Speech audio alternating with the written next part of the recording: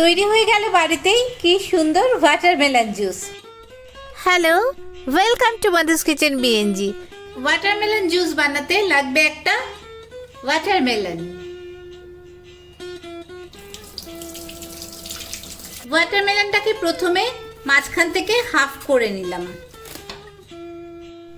এবার ভেতর থেকে স্কুপ করে করে ওয়াটারমেলনটা তুলে নিচ্ছি।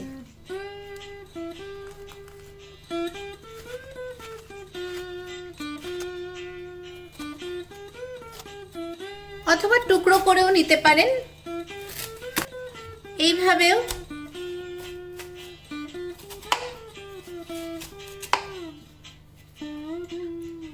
বের করে নিতে পারেন।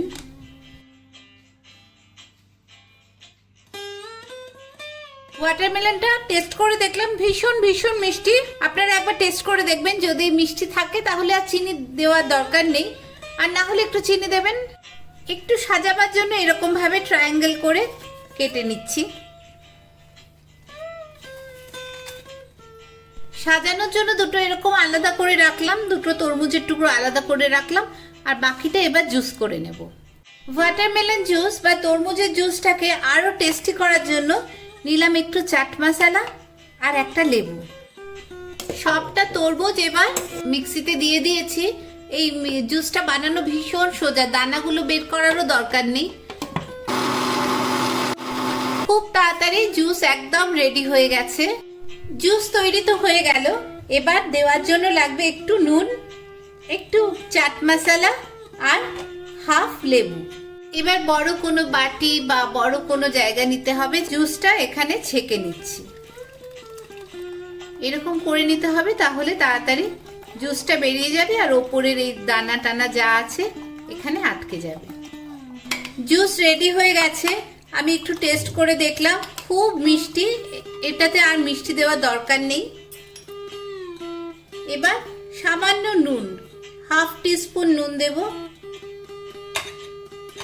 হাফ টিস্পুন চাট মশলা দেব। এবার আবার মিশিয়ে দেব, হাফ লেবুর রস দেব।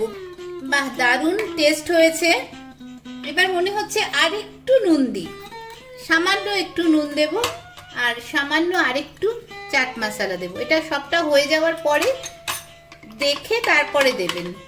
এবার আবার মিশিয়ে দিলাম, আর একবার টেস্ট করে নেবেন কেমন হয়েছে। সাজানোর জন্য আপনারা এরকম তরমুজটা ব্যবহার করতে পারেন। তরমুজটা এরকম বসালে সবসময় বসে না, তাই জন্য একটু সামান্য করে কেটে দেবেন।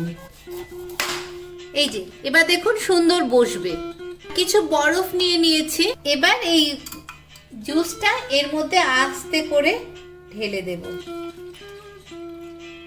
এইভাবে দিতে পারেন, ওপরে একটু বরফ দিয়ে দিলেন, আর একটা তুলসী পাতা সুন্দর করে এর ওপর দিয়ে দিলেন সাজানোর জন্য।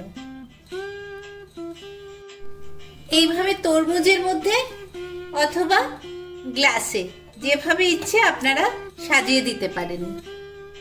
ওপর থেকে কিছু বরফ দিয়ে দিলাম, এটাতেও একটু বরফ দিয়ে দিলাম। এবার এখানেও সুন্দর করে তুলসী পাতা দিলাম। এখানে মিন্টও দিতে পারেন, কিন্তু আমি তুলসী দিচ্ছি একটু অন্যরকম ফ্লেভারের জন্য। মিন্ট তো দেওয়াই হয়। এইভাবে একটা তরমুজ দিয়ে দিলাম। এই তরমুজটা মাঝখান দিয়ে কেটে দিলাম, এইভাবে সাজিয়ে দিলাম। তৈরি হয়ে গেল বাড়িতেই কি সুন্দর ওয়াটারমেলন জুস। বাড়িতে অবশ্যই বানিয়ে ফেলুন, এই গরমে খুব ভালো লাগবে।